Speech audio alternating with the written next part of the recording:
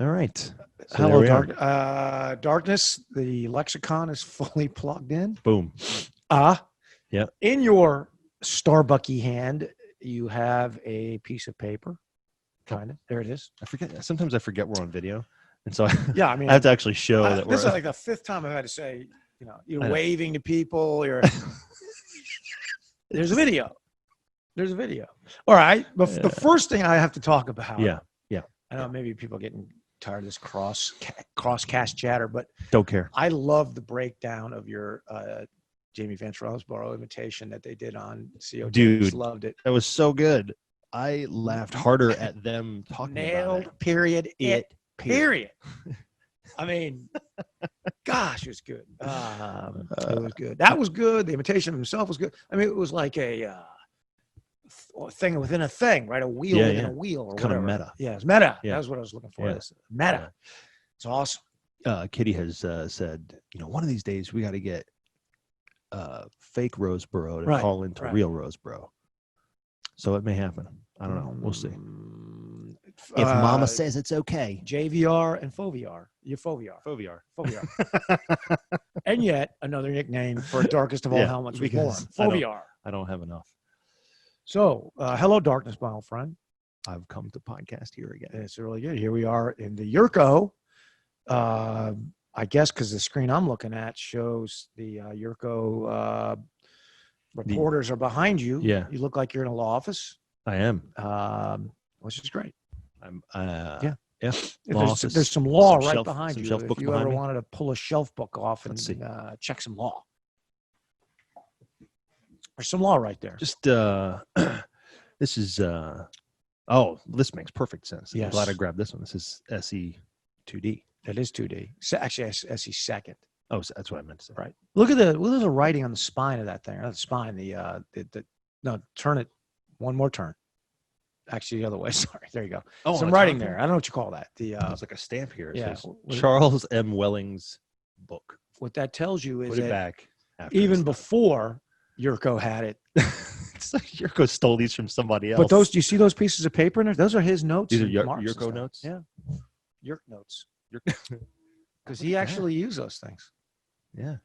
Because we don't do that anymore. It's all electronic, no? It's all computer-assisted research now. Passenger on motorcycle operated by defendant brought suit for injuries sustained when motorcycle ran into curb and threw plaintiff to the pavement. After verdict was returned for defendant, counsel for plaintiff moved for mistrial based on information that some jurors had been seen looking at a drawing that the court had refused to receive into evidence during the trial. Crazy. Until next time. Crazy. There's a law office in town that has all of them. All of what? Every statute? No, this is just North Carolina's appellate decisions, but has all of North Carolina's appellate decisions going back to book one. So I happened to be in there one day and I was bored and I was in mediation. I pulled off the oldest one. I looked at it and the very first case, this is kind of shameful actually, but it's interesting in a way. The very first case was about a slave. Really? And it was about now this is like 18 something. Yeah. Oh yeah. Yeah. I mean, it's like old. Early 19th century, right? Yeah. The very first case was about a slave and about someone who had converted the slave. In other words, they took the slave and used them for labor, and then was sued by the slave owner, returned the slave, and then the question for the court was whether not the owner or the person who had used the slave improperly had to also pay back whatever the slave had earned, like his labor. Oh, words. Yeah. Right. Yeah, I gave you the slave back, Right. but now do I have to give you what the slave did for me as well in monetary terms? That's the first case. That's how bad that is. How far we've come. Yeah. But it's interesting, some of those old cases. It feels obligatory to have these books or some books that look like these in an office of law somewhere.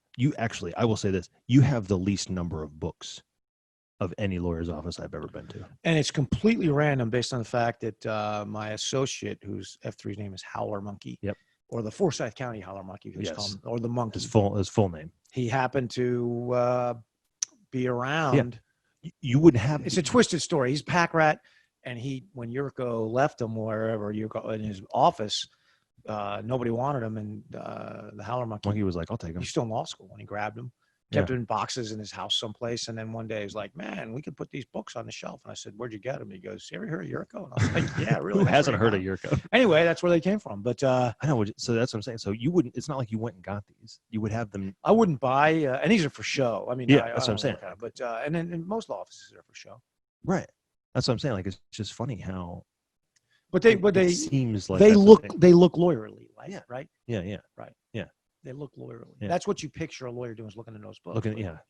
Yeah, steaming over like a few good men, piles of paper and things and that's the way it was done. I mean, back in the day, that was the way it was done. Yeah, back in the day, sure. Just like an old movie director had a microphone, he's like, they don't do that so much anymore. Saying, we've moved on.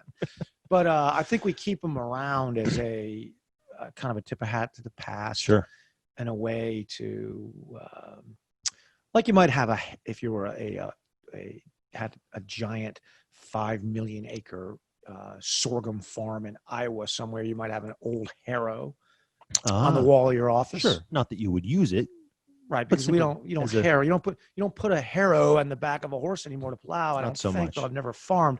To be fair, usually in the civilized world, no. It harkens back to an earlier day and kind of keeps us in contact with the long.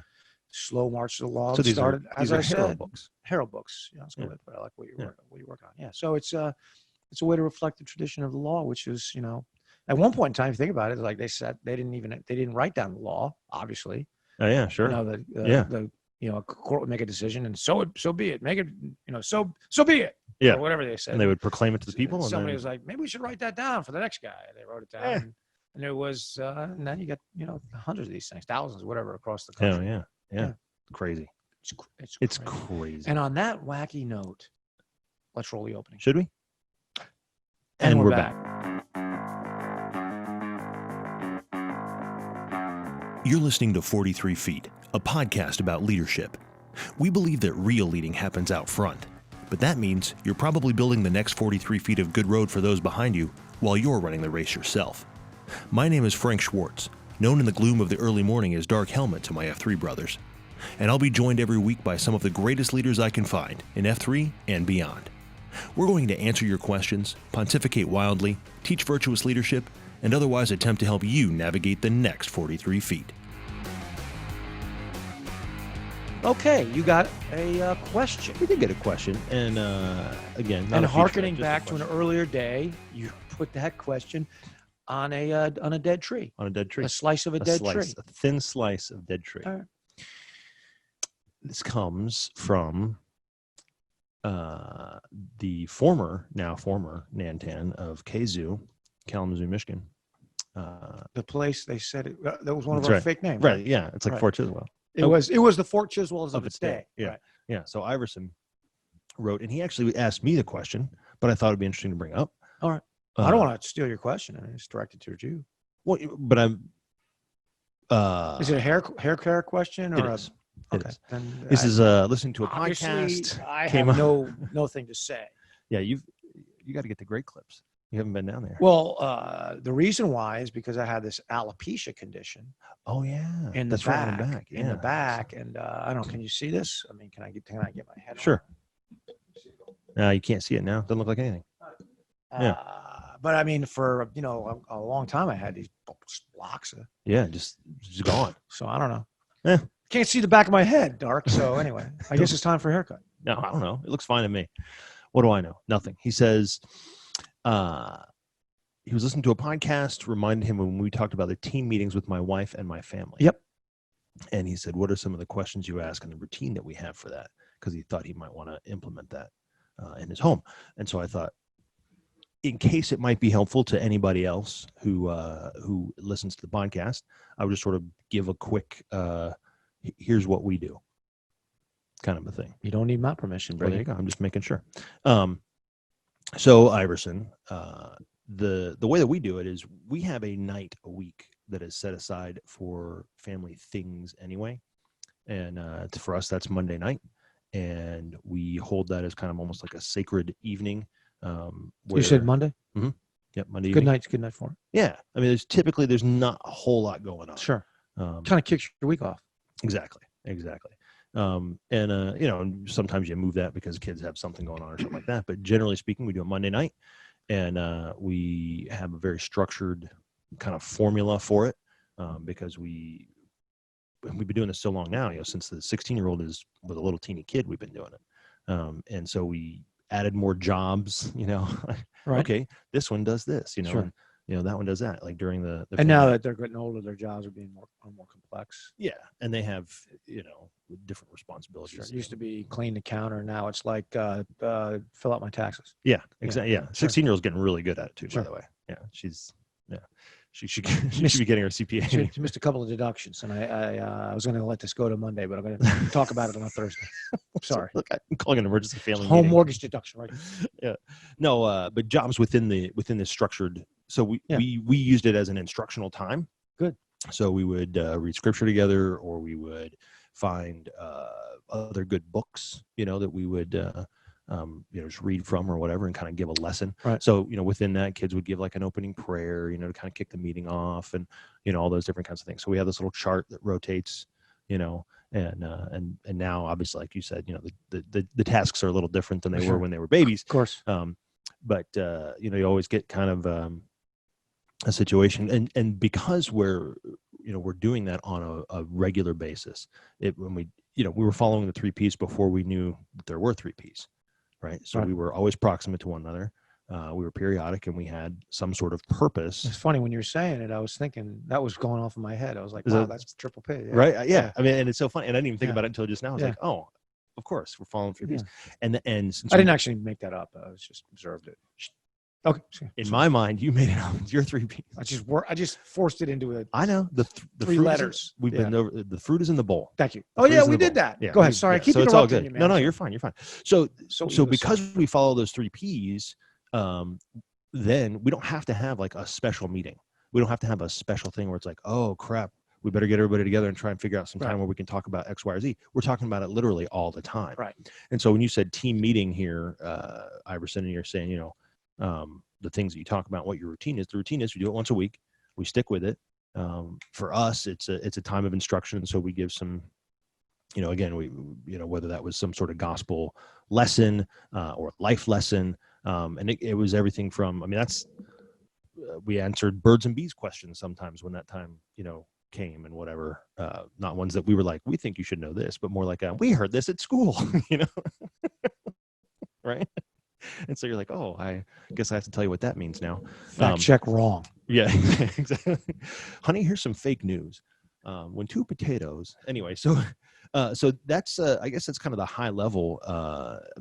Everybody likes to have dinner together. I think that's sort of an American, thing, right? You try and have dinner together with your families, and we all recognize that that's an important thing to do. And we do that as well. But this is something that is, again, separate from that, follows the 3 Ps, and it just has that cadence to it. And it is made, and I know Dredd's made fun of me, and Slaughter's made fun. Everybody makes fun because it is kind of funny when you say it out loud. But the boards around the house, and and being able to write some ideas or write some thoughts or whatever that the kids have done, and thank you notes and all those different kinds of things. It just feels like everything in the family becomes intentional after a while. I think that was admirable, teasing from us. Oh yeah, no, Yeah. I didn't feel like it was negative. No, I at think all. it's Yeah. probably we wish we had. done the same thing. But and I would love to say that this is something that I came up with. Just like you said, I didn't come up with the 3 Ps. I didn't come up with this. This is something that was suggested way back in our faith. I was like, yeah, what you ought to do is you ought to have one night a week that you kind of dedicate and set apart. And we were like, okay, we can do that. And we just started doing it, and so it's evolved over time. And now when there are difficult things to discuss, we have a forum for that. We have a place for that, and the kids expect it, and they know what's coming, and all that kind of stuff. So anyway, not to get too far off in the weeds, that has nothing to do with today's topic, but it was a question he asked, and so I thought, why not? We'll answer that question. Fair? Good answer. Enjoyed it. Wish I'd heard that 15 years ago, but If I could back up time. it wouldn't have worked in my house. but I think it's a great idea. We live a very different life. No, I mean, it's personalities. My wife is very mercurial. Yes. And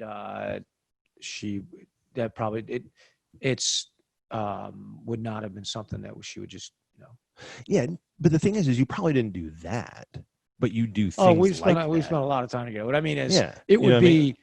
something. It would be akin to me because I do everything at the same time every day. I have this like system that I'm adhere to because I believe it liberates me. It works. Yeah. Yeah, I mean, it liberates me, and she just doesn't have the same system at all. And yeah, no, there's only been a few things that I've been able to because I have tried to adopt much of this system lifestyle as well because I have noticed and felt the liberation as well. Yeah, and I have not been. This in a jock. It's an American Jocko. Yes. We saying American Jocko now, or what are we saying? I don't Just know. Jocko. Okay, American Jocko's. Yeah, we'll say regular. He says regular. Regular Jocko. Regular Jocko even has a book called Discipline. That's true. Yeah. Which I have not quite read at all, but I mean, I think I understand the basic premise. Yeah. But it's counterintuitive. You're like, well, I want to be free to do whatever I want. You don't do anything, only if you discipline yourself and, and focus your energy. Are you able to actually accomplish anything? Within my law firm, I call that litigation energy. Like you only have so much litigation energy. Yeah. And if you dissipate it on things that are off the critical path of litigation, things that don't lead to resolution through preparation for trial, then you're not going to be as effective. And, initially you're like, I want to have all these genius ideas and chase all these rabbits. And I'm like, what happened? I forgot to get my trial exhibits together. Let's see. Right? There's some lockstep stuff that you have to go through if you want to be able to then, use your imagination.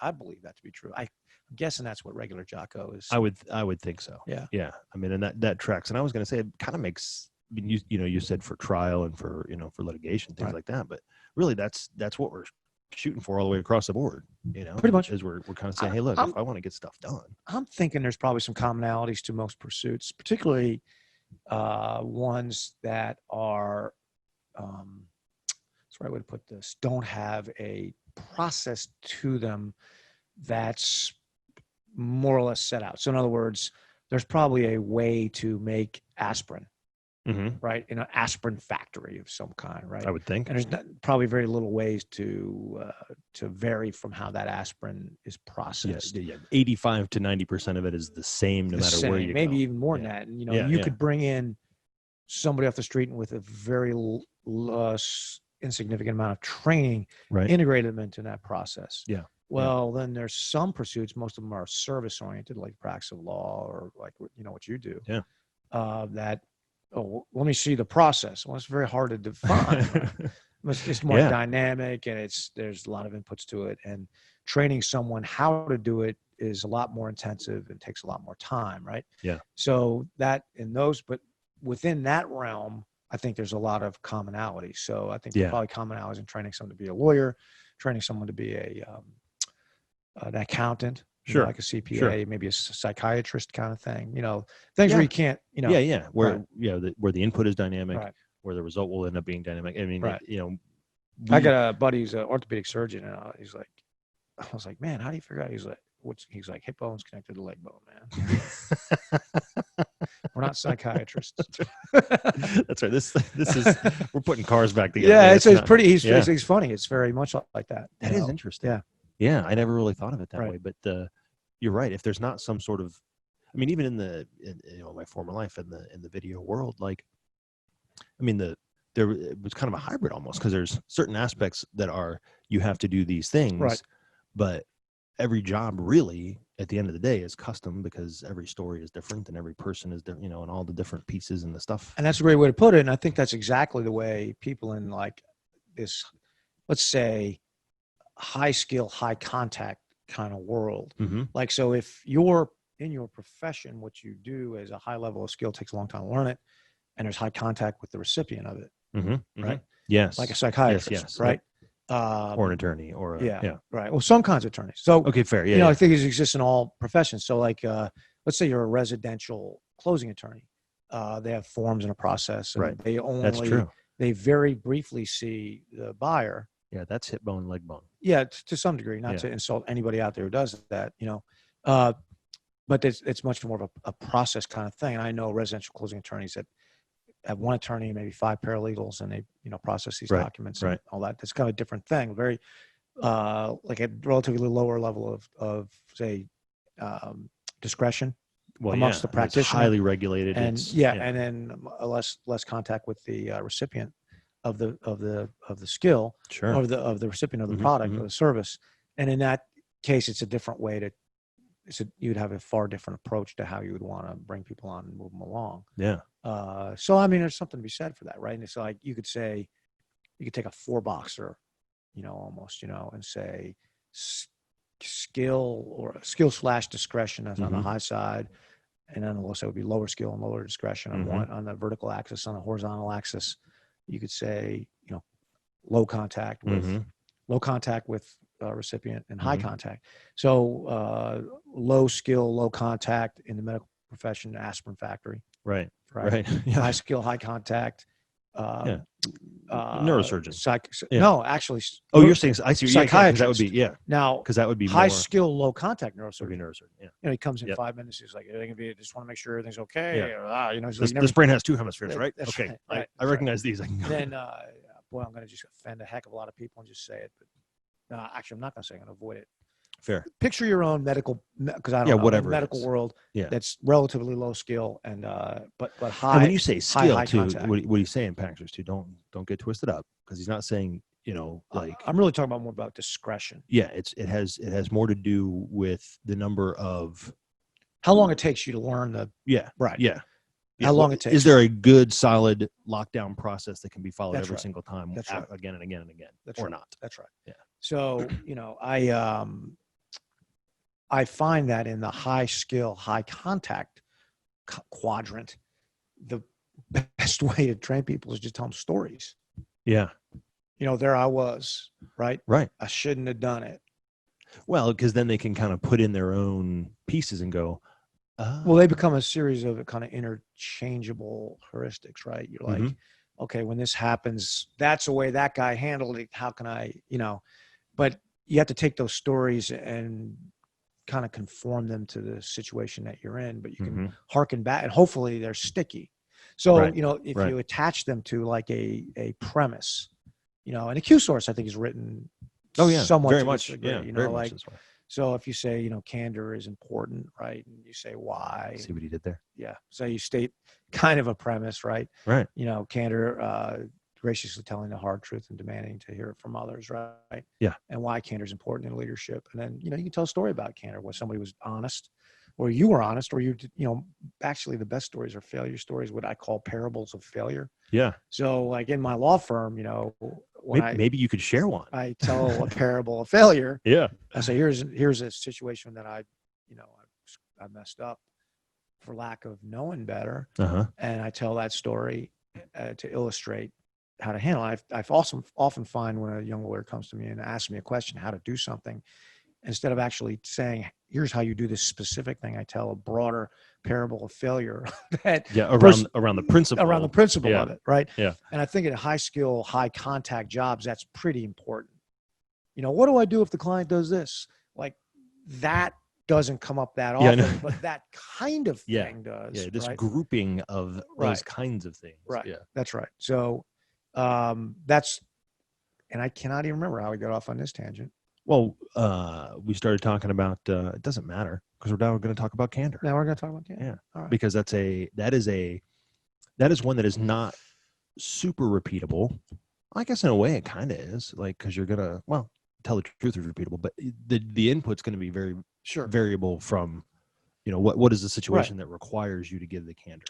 Right. So it's a skill you're going to have to develop, is the point. That's right. And it is the first of the virtues, actually. Yeah. Not the skills. Well, it's a fair point. So the value, the ethic of candor is what we're talking about. But delivering that hard truth is a skill. Very good. I agree. A skill of communication, right? how you do it. So the adverb we use to catch all that, the catch all is graciously. Yes. And we worked on that, trying to figure out how do we put this right, graciously. So And he says we, he means he. well, no, I don't know. It's impossible. Okay, fair. It's impossible for me to do that by myself, and I didn't. Fair. I was just the guy who wrote it down. So, to do something grace obviously is self-defining, right?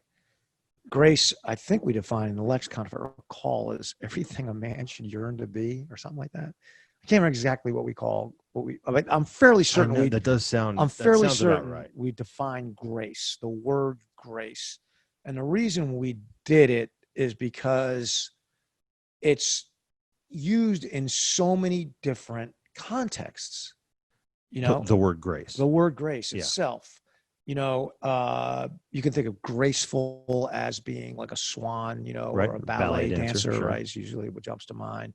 You think of grace as something you say before you eat, right? Mm-hmm. Say the grace. You can think of grace as almost like gratitude. You think grace is an attitude that you display in the face of adversity. Sort of in the I guess sort of religious-ish realm. There's a whole different view there. Certainly in Christianity, the idea of grace, being unearned merit, right? And all the things a man should be. All things a man should be. So I got close to it. All things a man should be. So we try to come up with a definition of grace that would be applicable of all the things a man should be. Like you should, I think I threw the word urine in there, but it's implied who we should try to be. Yeah. Right. What we're shooting for. Right. So when you graciously tell the hard truth, right? So take a hard truth. Take a truth. Sir, your plane is on time, right? That's a truth. Yes. Easy truth. Easy truth, man. And easy truths don't require much candor because you want to tell them or you don't care. Right. Sir, I have to inform you that the plane that your family was on has crashed, and we don't have any news yet about any particular individual or survivors, but I wanted you to know as soon as I knew. It's a hard truth. Now, graciously telling that hard truth, and that'd be a horribly hard truth to tell, is not much fun at all, but it is at the heart of candor. Yeah. It's a mark of leadership to be willing to tell your followers hard truths. As a lawyer, I often have to tell my clients hard truths when there's an adverse outcome. Sure. On a pending matter, pending motion, whatever. And the case did not go our way. Doesn't go our way, or they were hopeful that a adverse party was going to accept the settlement proposal, and the adverse party does not. Mm-hmm. And I have to tell them that.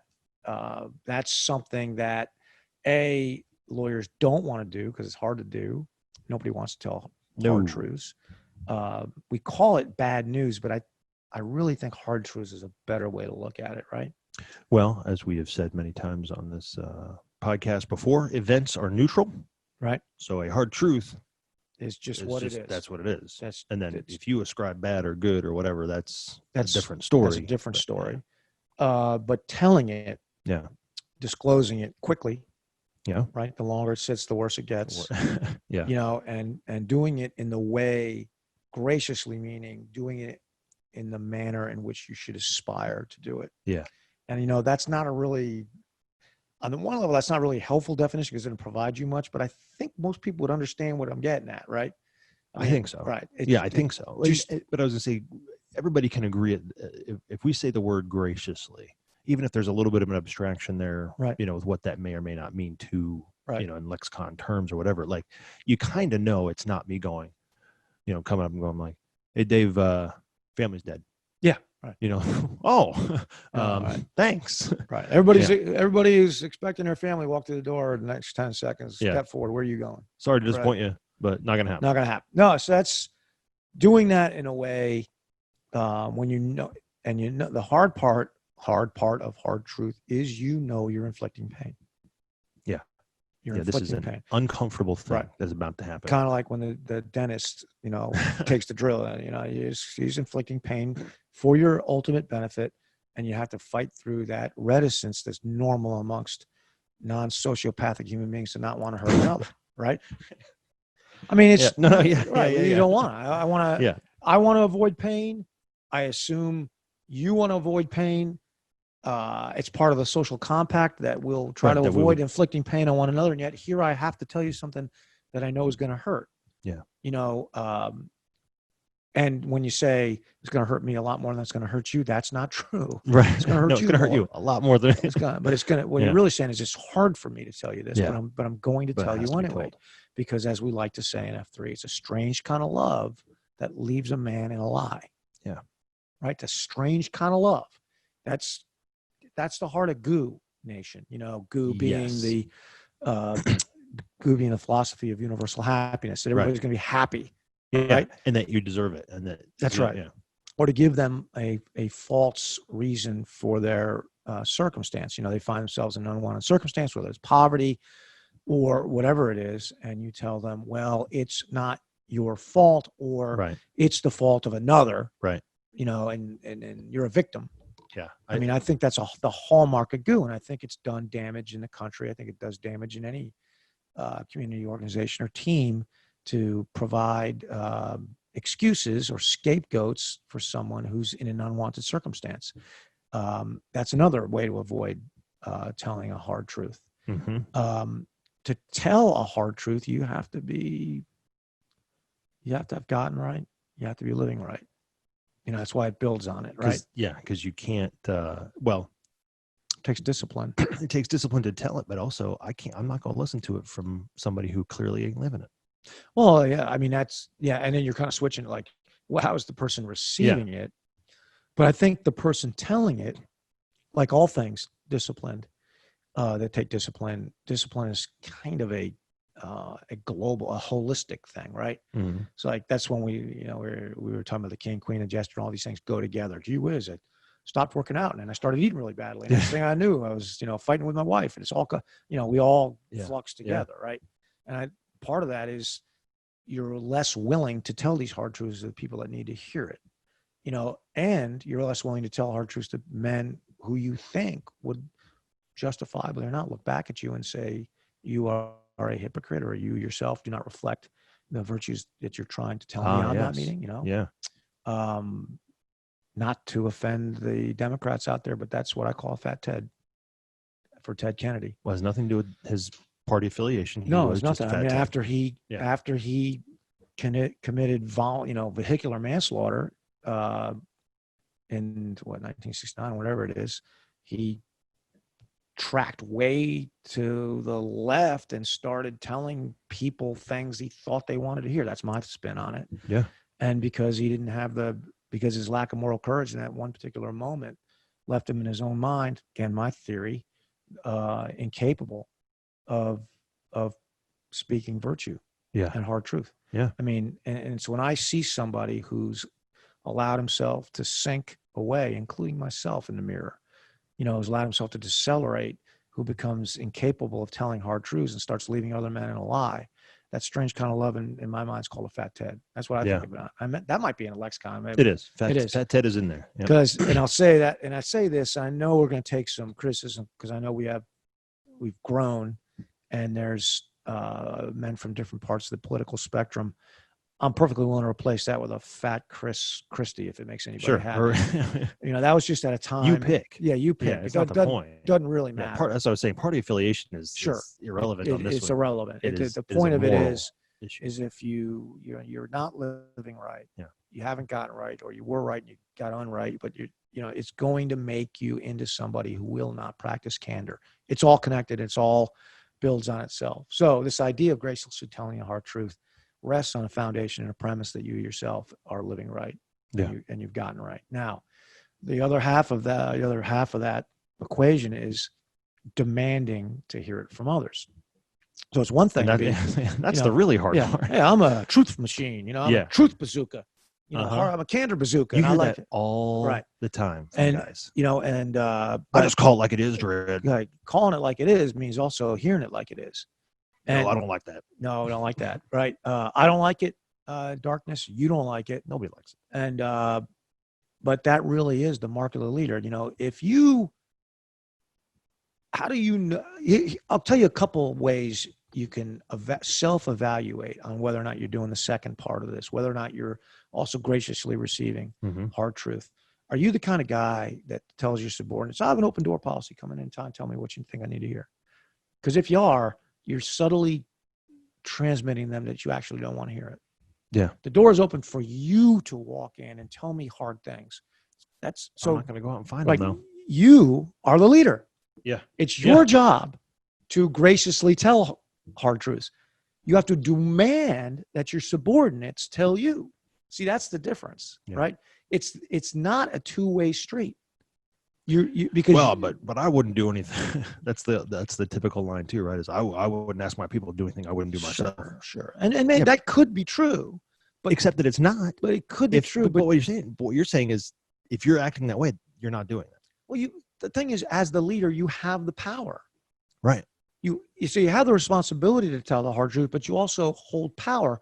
So someone who comes to you to tell you, a subordinate to tell you a hard truth, is forced to take the risk that you take it poorly and punish them. Yeah. So you're not going to get punished as the leader for telling a subordinate the hard truth.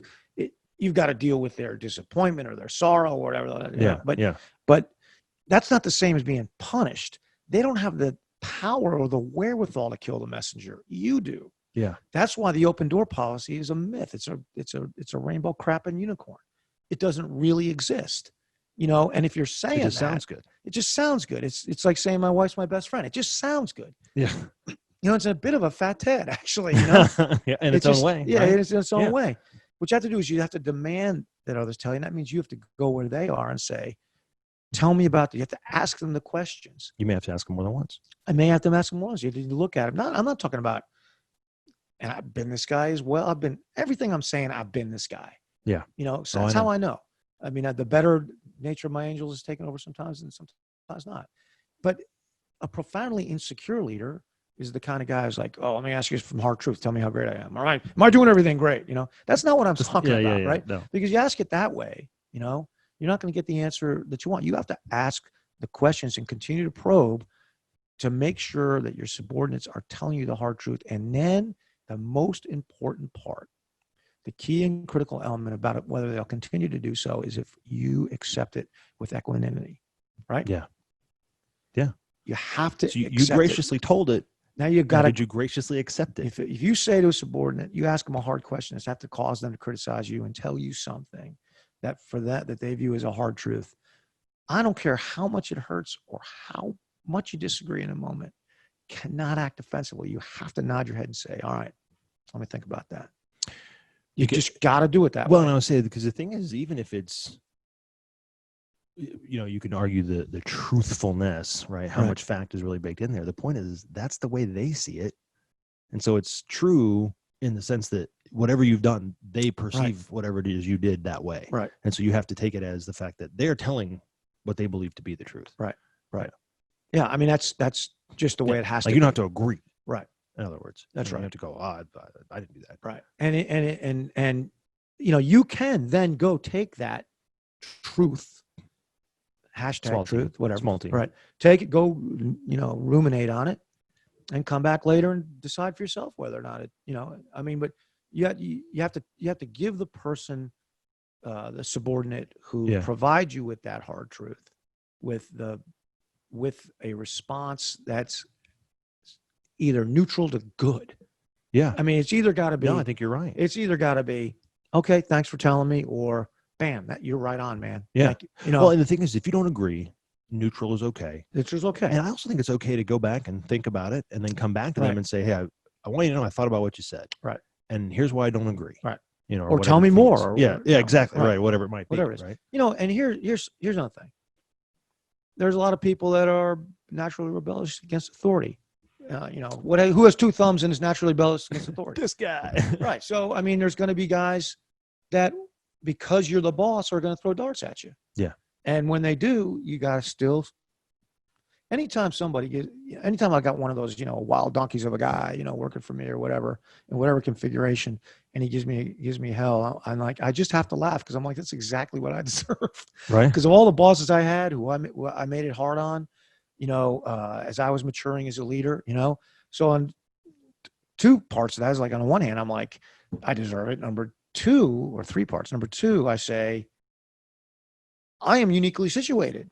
Yeah. to deal with that, because Having been that guy. Yeah. And then number 3, I can see his potential if I can do what other men did for me, Yeah. which was to not just fight with me or use it against me, but Right. to show me how to moderate, Teach you to use your teach me to powers use for my good. powers for good. Right? That's good. You like that? Right. So, that's another part of it, is like when I was 26 and virtually unmanageable sometimes. I didn't know when I was 56, I'd look back. Okay, I'll just tell you, this is funny because it dovetails right in. I almost want to just read it. Do it. So, we were talking about Cindy last week and Yes. bad flipping ways and all that stuff. So he listens to this damn thing and he texts me. It just cracks me up.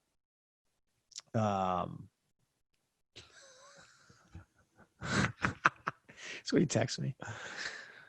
Best 5 minutes of 43 feet ever, episode 108. I, of course, turned it off after you stopped talking about me. God, it's funny.